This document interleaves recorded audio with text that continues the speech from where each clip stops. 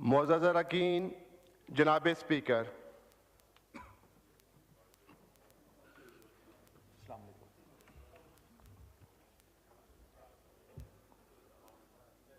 अऊज़ु बिल्लाहि मिनश शैतानिर रजीम।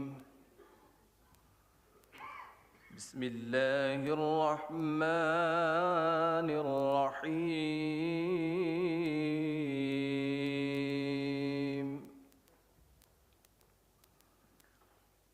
वल्लज़ीना इज़ा फ़अलू फ़ाहिशतन औ ज़लमू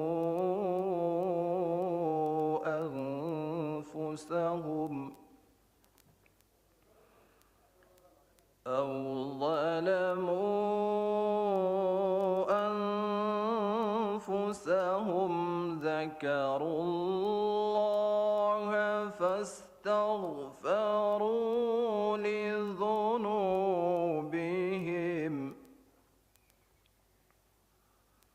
فاستغفروا لذنوبهم ومن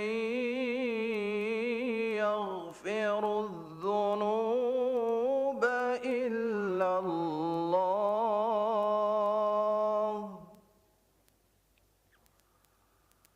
ولم يصروا على ما فعلوا وهم يعلمون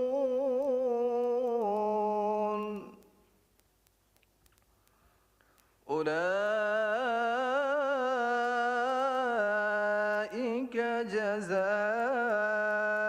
جزاؤهم مغفرة من ربهم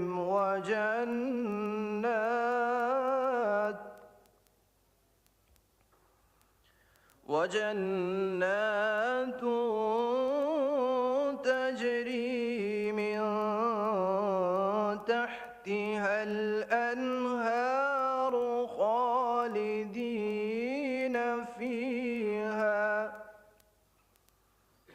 ونعم أجر العاملين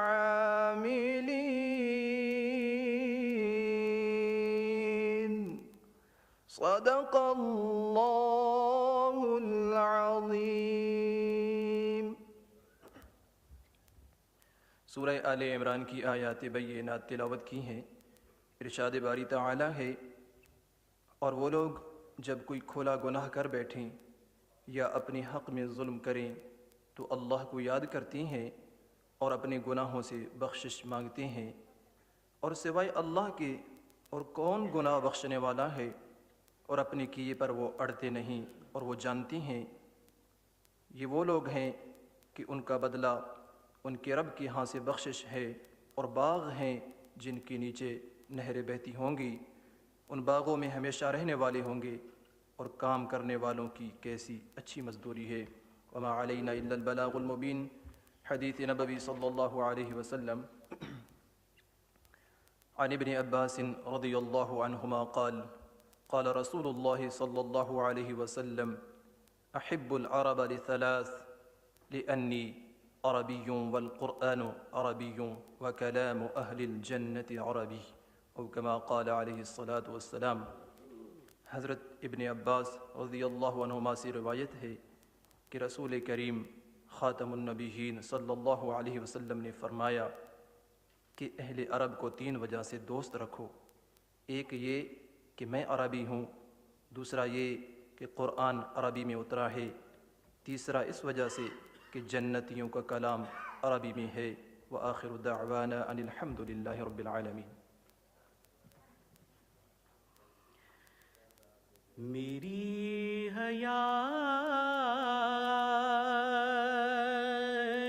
मोहम्मद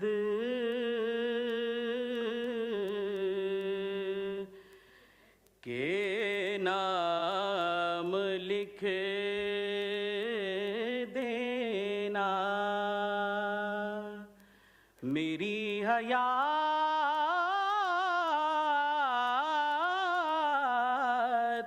मोहम्मद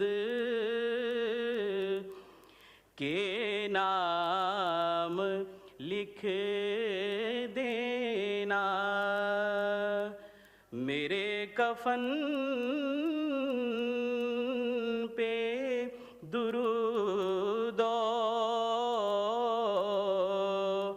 सलाम लिख देना।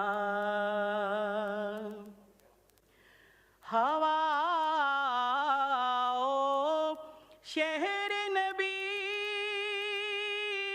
से हो जितनी बार गुजर,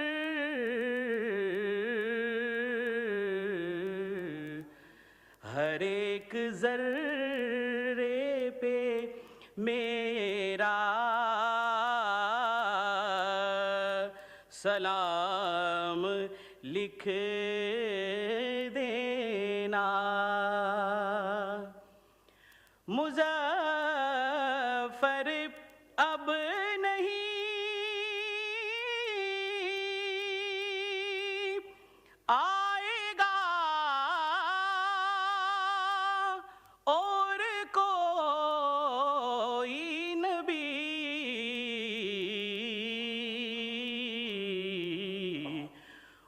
मुज़फ़्फ़र अब नहीं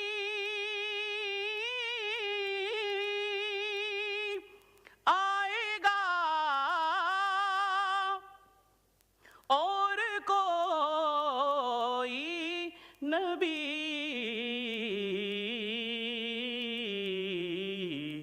उन्हें हर एक सदी का इमाम लिख देना। मेरी हयात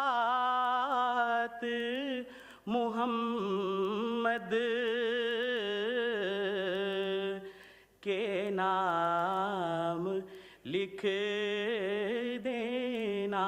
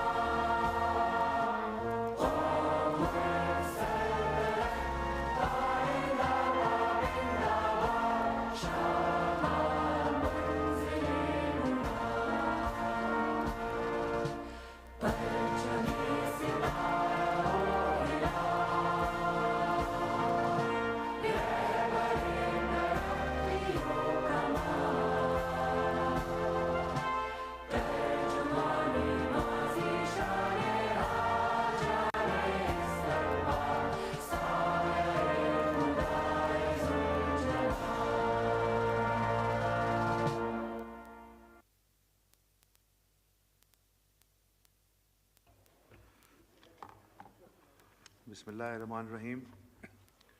Question hour. Sayyid Rafiullah. बहुत शुक्रिया जनाब स्पीकर। हस्ब मामूल सर होगा तो वही मिनिस्टर साहिबान नहीं है, जवाब आप देंगे? आप लेकिन जवाब नहीं देंगे, मुझे पता है आप। सर क्वेश्चन नंबर है 209। Answer be taken as read. Supplementary पूछिए। थैंक यू मिनिस्टर साहब आपका। सर ये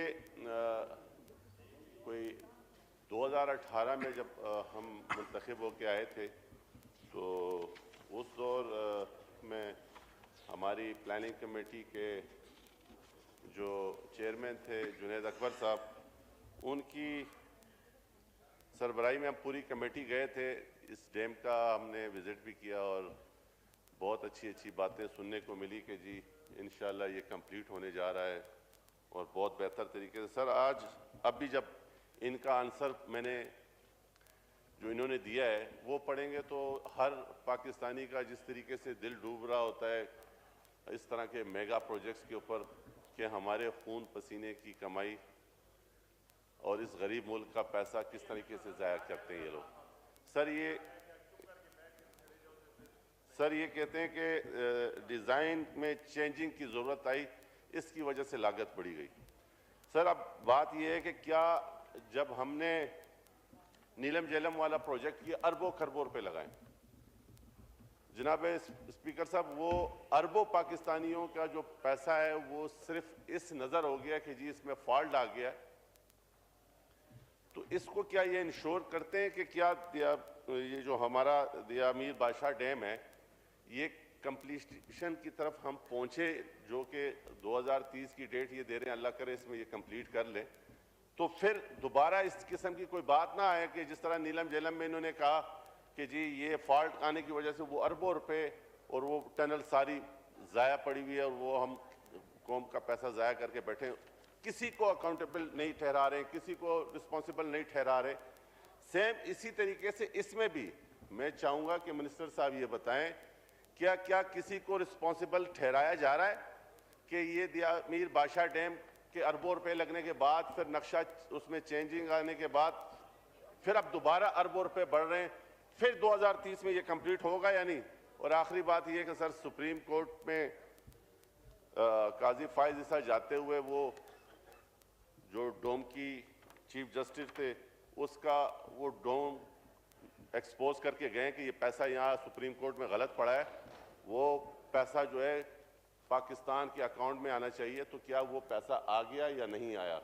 तो मेरी रिक्वेस्ट दोबारा यही है कि ये चूंकि अरबों खरबों कौम के पैसे की ज़िया की बात है, मुझे इस तरह का जवाब दे कि कौम का हर शख्स मुतमईन हो कि वाकई में ये हुकूमत उन नलायकी को किस तरह कवर कर रही है। जी तारड़ साहब का माइक। बहुत शुक्रिया जनाब डिप्टी स्पीकर। अगर रफीला साहब का भी शुक्रिया, हमेशा पब्लिक इंपॉर्टेंस के सवालात उठाते हैं। दियामिर बादशाह डैम के हवाले से, क्योंकि ये इंडस कैस्केड के ऊपर है और ये दुनिया के बड़े वाटर रिजर्वायर्स में से होगा, और जो इंडस कैस्केड है दियामिर बादशाह के बनने से नीचे पतन, थाकोट और ये सारे जो एरियाज हैं, फ़ायदा ये होगा कि जो हर साल फ्लडिंग होती है या फ्लडिंग का खदशा होता है, और 2010 में माइटी इंडस रिवर में जो फ्लड आया सिंध के इलाकों में, साउथ पंजाब के इलाकों में, इवन सेंट्रल पंजाब तक उसकी तबाही फैली, और ये इंडस कैस्केड के ऊपर जब ये कंस्ट्रक्शन इसकी कंप्लीट हो जाएगी तो पाकिस्तान में ना सिर्फ एक बड़ा वाटर रिजर्वायर मौजूद होगा बल्कि उसके साथ साथ फ्लडिंग के खतरात से जो अरबों डॉलर का नुकसान हमारी अमलाक को होता है, ज़मीनों को होता है, लाइवलीहुड्स को होता है, लाइफ स्टॉक को होता है, एग्रीकल्चर को होता है, घरों को होता है, उसमें मदद मिलेगी। ये पढ़े लिखे लोगों का काम है।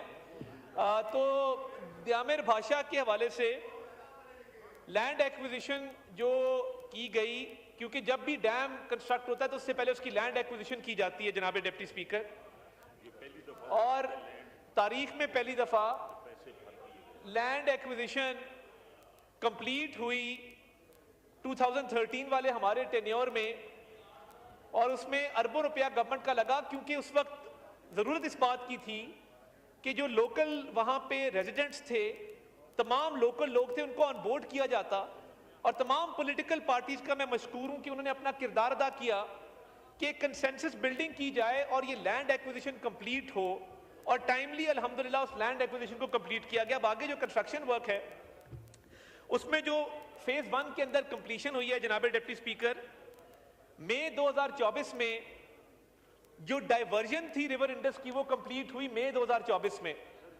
उसके बाद जो परमानेंट ब्रिज बनना था वो जून 2024 में बना। जो आरसीसी की रिप्लेसमेंट के लिए फैसिलिटीज थी वो नवंबर 2025 तक उसको स्केड्यूल किया गया है। जो डैम पिट एक्सकवेशन है वो अक्टूबर 2025 तक स्केड्यूल्ड है। जो आरसीसी प्लेसमेंट कमेंसमेंट है वो दिसंबर 2025 तक स्केड्यूल्ड है।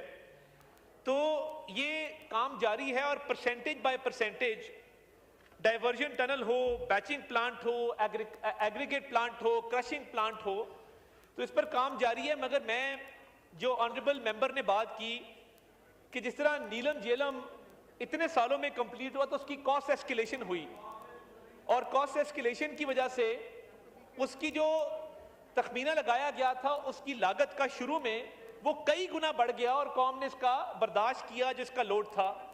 तो कोशिश की जाएगी कि इसकी बरवक्त कंप्लीशन की जाए और ये जो सारे एक वर्क्स हो रहे हैं ये बड़ा टेक्निकल काम है तो इसको महारत से किया जाए। इस पे इंटरनेशनल टेक्निकल कंसल्टेंट्स भी आए और वर्ल्ड क्लास काम किया जा रहा है, बट इसके डिफरेंट स्टेजेस में जो काम हो रहा है उस पर तेजी से काम जारी है। दूसरा सवाल जो इन्होंने किया कि नेशनल क्राइम एजेंसी ने पाकिस्तान की हुकूमत को कुछ पैसे दिए क्योंकि वो पाकिस्तान की अवाम की मलकियत थे। वो पाकिस्तान की अवाम को नहीं दिए गए, वो एक बंद लिफाफे के जरिए काबीना ने फैसला करके जिससे वो पैसे लिए गए थे उसी को वापस कर दिए और उसके एवज एक शैम ट्रस्ट बनाया दो मियाँ बीवी ने मिलके और जमान पाक के अंदर एक घर बनाया और 5-5 कैरेट की अंगूठियों के हवाले से उन्होंने एक्सटॉर्शन मनी ली। तो ये बहुत अच्छी बात है, ये ऊ कर लें क्योंकि ये 9 मई को ऊ नहीं कर सके और 26 नवंबर को ऊ नहीं कर सके।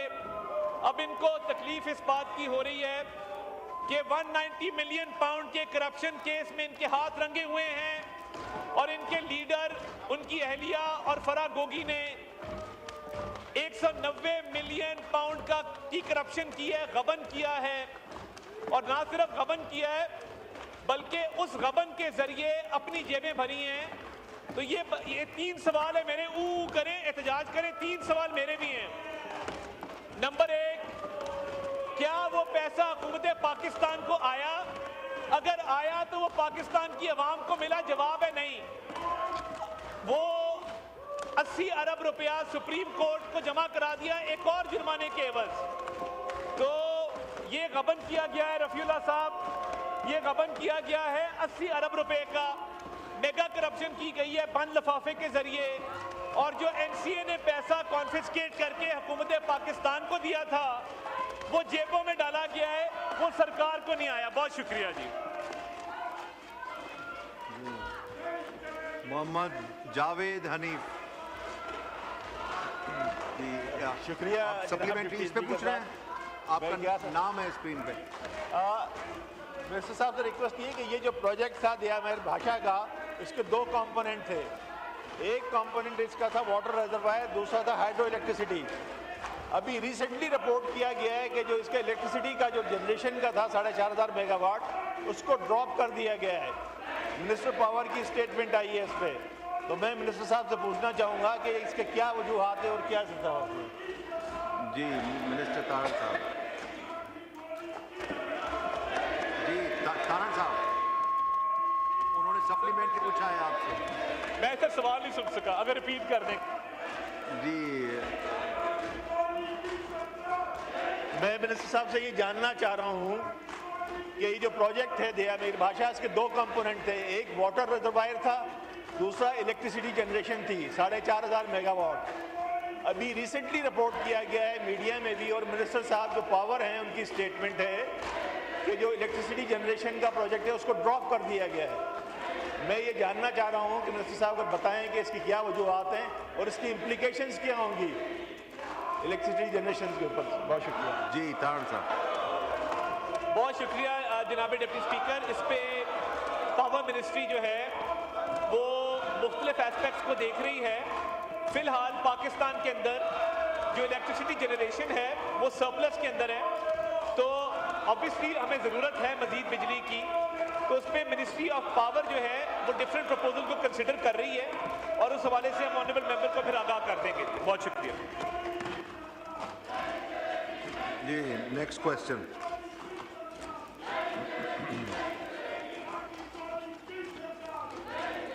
सैयद रफीउल्लाह। बहुत शुक्रिया जनाब स्पीकर। जनाब स्पीकर आपके नंबर पढ़े, नंबर। सर क्वेश्चन पे आ रहा हूँ, क्वेश्चन 78 है, लेकिन आप आंसर 1 मिनट, आंसर भी टेकन एज रेड। सर एक सप्लीमेंट्री सर खुदा के लिए देखिए ना, मैं आपसे ये नहीं कह रहा कि हाउस इन ऑर्डर करें, मैं आपसे ये कह रहा हूँ कि लीडर ऑफ अपोजिशन को क्या मसला है कि जो मेंबरान को सवालात करते हैं, गवर्नमेंट को अकाउंटेबल करते हैं, गवर्नमेंट को हम पूछते हैं कि लोगों के मसाइल हल क्यों नहीं हो रहे, हम लोगों के अवामी इशूज़ की बात करते हैं, ये क्वेश्चन आवर में ये सारा गंद करते हैं और उसके बाद लॉबी में जाके बैठ जाते हैं, गप्पे लगा रहे होते हैं और यहाँ गवर्नमेंट अपनी स्पीच कर रही होती है, अपनी बातें कर रही होती है। अवामी इशूज़ के ऊपर इनको क्या प्रॉब्लम है, ये किस एजेंडे पे है? मैं लीडर ऑफ अपोजिशन उमर अय्यूब से ये पूछता हूँ कि वो चाहता क्या है, वो क्या करना चाह रहे हैं? सर, ये सवालात जो है ये सारे मेंबरान गवर्नमेंट को अकाउंटेबल करने के लिए पूछ रहे होते हैं, इनके किसी मेंबर ने कोई क्वेश्चन नहीं करना, इन्होंने सिर्फ और सिर्फ यहाँ आके शोर शराबा और वीडियो बना के और वहाँ पर अपने सोशल मीडिया अकाउंट पे डाल के अगर इन्होंने इस हाउस को इसी तरीके से रखना है तो ये पाकिस्तान की आवाम के साथ ज्यादती है। मेरी आपसे रिक्वेस्ट है कि सर इस क्वेश्चन आवर को किसी अच्छे माहौल में करवाएं, इनको हाउस इन ऑर्डर आप सवाल करें रफीलाल साहब, आप प्लीज। सर ये ऐसा ही चलेगा? मैं नेक्स्ट, आप अगर आप सवाल करते हैं तो ठीक है, सर मैं क्यों नहीं करूंगा, लेकिन सर आप हाउस इन ऑर्डर नहीं कराएंगे।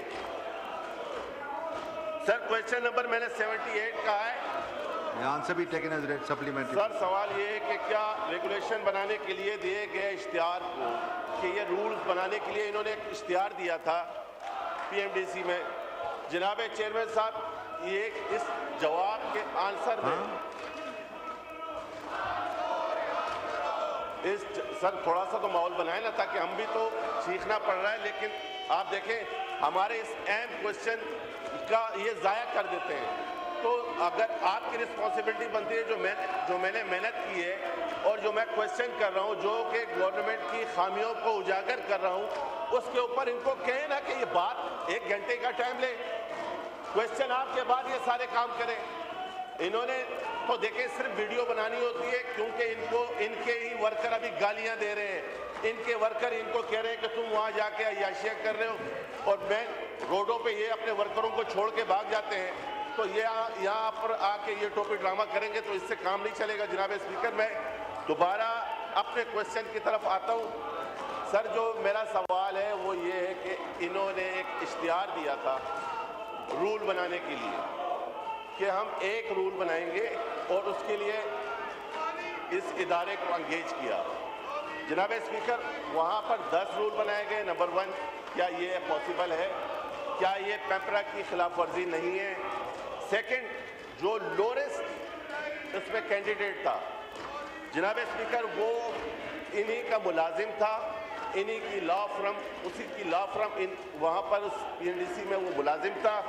तो ये कन्फ्लिक्ट ऑफ इंटरेस्ट में नहीं आता कि एक शख्स उसका मुलाजिम भी हो और वो उसमें बीटर भी हो, बीट भी दे रहा हो, उसमें वो लॉयर बीटर भी था। तो सर खुदा के लिए इन नालायकों को कहें कि कोई पाकिस्तान की आवाम की बात करें, इतना जुल्म पाकिस्तान पे और पार्लियामेंट पर। ठीक है, जनाब नेल्सन अजीम साहब। शुक्रिया स्पीकर साहब। ये जो बात मेरे भाई ने अभी की है कि एक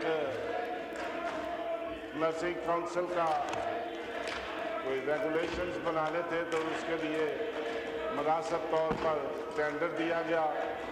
टेंडर अखबारों में आया और अखबारों में टेंडर के हिसाब से लोगों ने अप्लाई किया। 5 लोगों ने टेंडर रिसीव किया, 4 लोगों ने जमा कराया, 1 जो है वो रिजेक्ट हो गया और बाकी जो 2 बचे उनमें से जो लोएस्ट प्राइस थी, जो उस कंपनी की लोएस्ट प्राइस थी और जिससे ये भी वादा किया कि आइंदा भी हम आपको रेगुलेशन बना के देंगे, तो उसके साथ कॉन्टेक्ट हुआ, उन्होंने रेगुलेशन बना दिया और इसलिए किसी किस्म की कोई गलत बात इस टेंडर में नहीं हुई, ना ही किसी ने कंप्लेन की। जो कॉम्पिटिटर कंपनीज थी उन्होंने भी किसी ने शिकायत नहीं की, सब ने इस पर इत्तेफाक किया और ये टेंडर जो है ये मंजूर हुआ, क्योंकि ये सबसे लोएस्ट टेंडर था जो ये सब मंजूर हुआ। जी शुक्रिया। जी अजीमुद्दीन जाहिद साहब।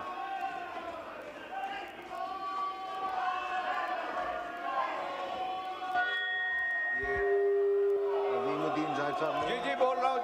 मोहम्मद हनीफ अब्बासी साहब ऑन सप्लीमेंट्री।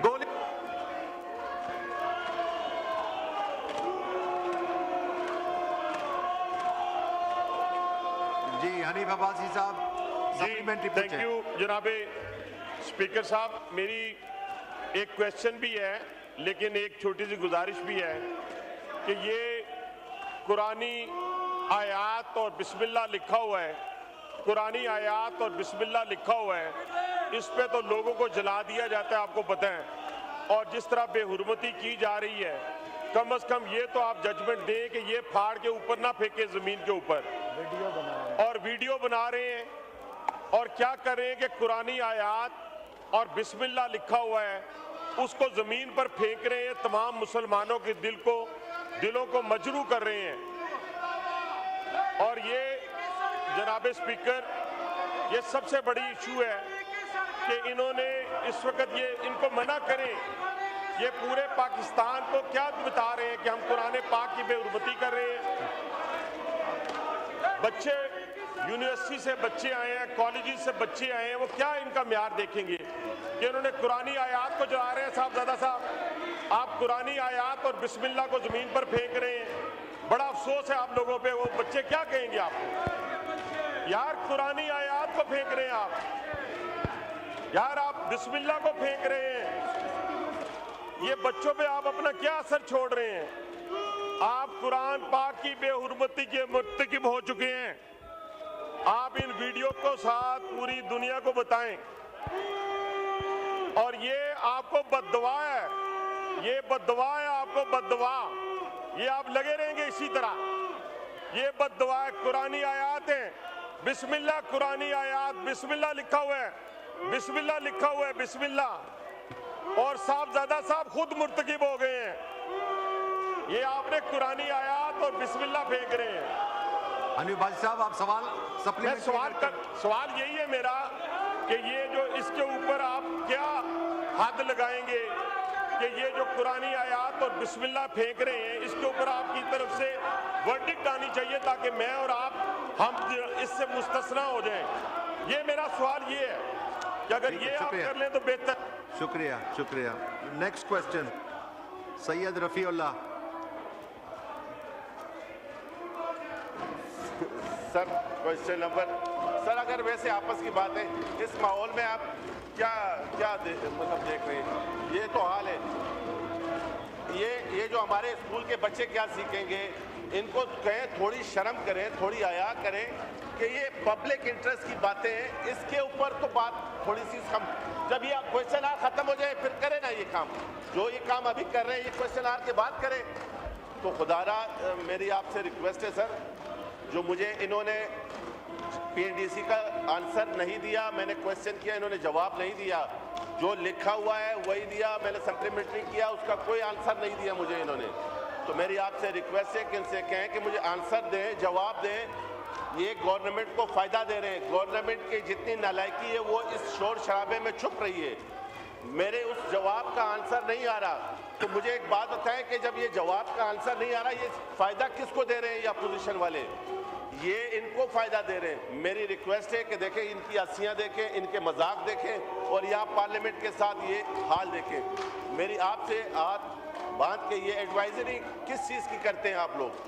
हर इजलास से पहले आप एडवाइजरी करते हैं, वहाँ पर ये बैठ के इनकी चल रही है सलाई कमेटी जो इन्होंने जिसमें एनआरओ मांग रहे हैं, और यहाँ पर ये लोग अपने अवाम को, अपने वर्करों को शोर शराबा करके ये ड्रामा टोपी ड्रामा कर रहे हैं। मेरी रिक्वेस्ट है सर, एक 10 मिनट के लिए हाउस को 10 मिनट के लिए सस्पेंड करें, हाउस इन ऑर्डर करें। मैं चीख के और मुझे जवाब कोई नहीं मिल रहा है, तो मेरी आपसे रिक्वेस्ट है एक 10 मिनट का वक्फा लें ताकि ये थोड़े से अपनी जगह पे आए।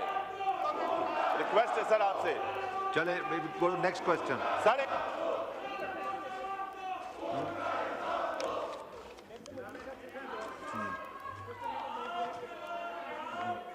जी जनाब नेल्सन अजीम साहब।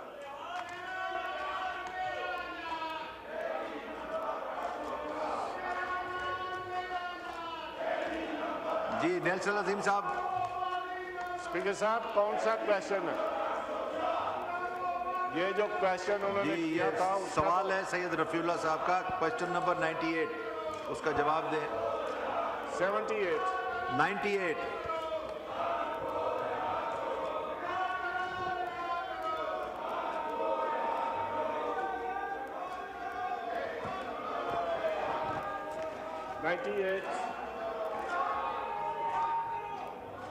कौन?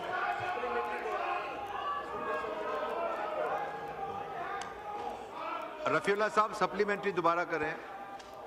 जनाब, मैंने इससे पहले भी एक सप्लीमेंट्री किया, उनका जवाब नहीं आया। मैं दोबारा कर लेता हूं।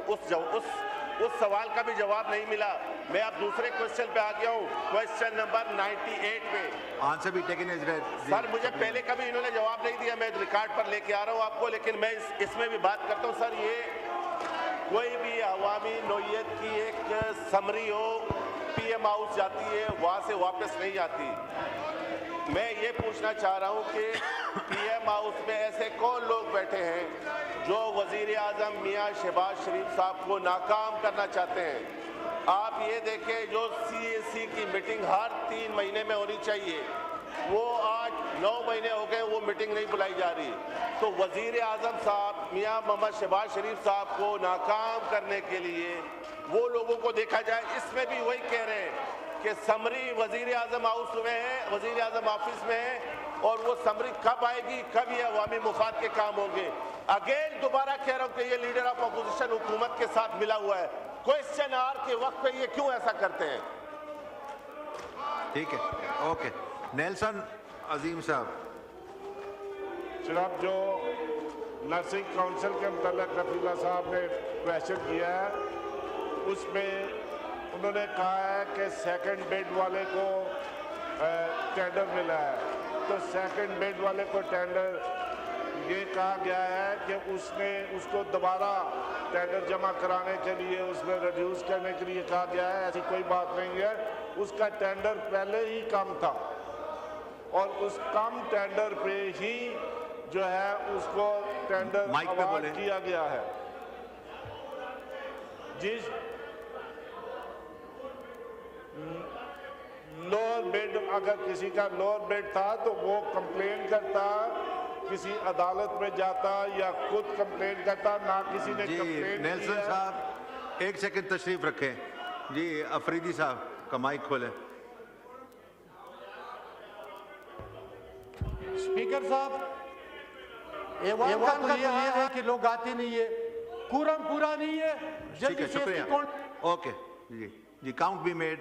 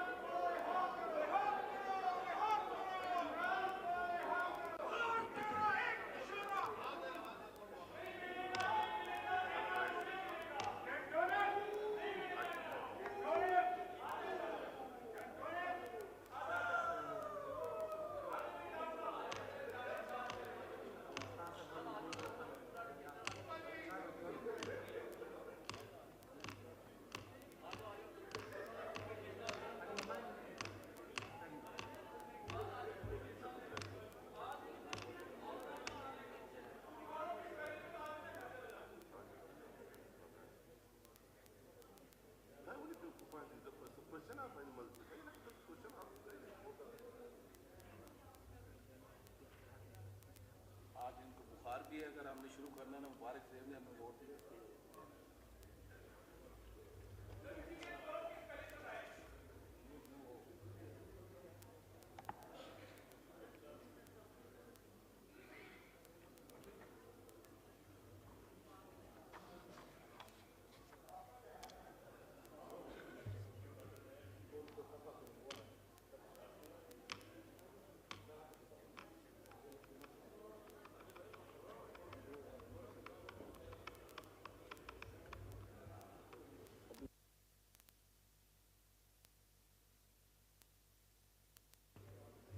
The house is not in order, So we take a break till the quorum is made.